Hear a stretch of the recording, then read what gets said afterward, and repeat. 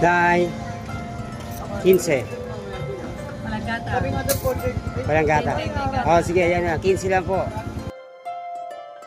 I-share ko lang mga lodi ang aking suki na si nanay na nagtitinda ng buko dito sa bayan ng Biñan.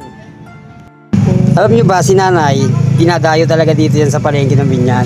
Kasi bukod doon, masarap yung kanyang buko.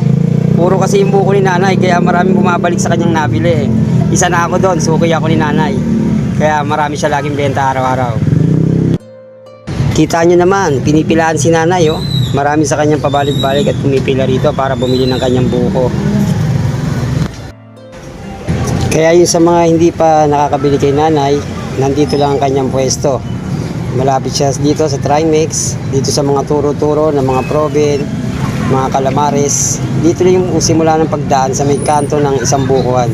Doon siya sa dulong-dulo kung manggagaling ka rito sa simbahan. Sa dulo ang kanyang pwesto, malapit sa puno. Yan po, hindi kayo maliligaw, madali lang makita yung location ni nanay. Yan. Yan lang si nanay, oh. Ang dami pa rin nabili hanggang ngayon.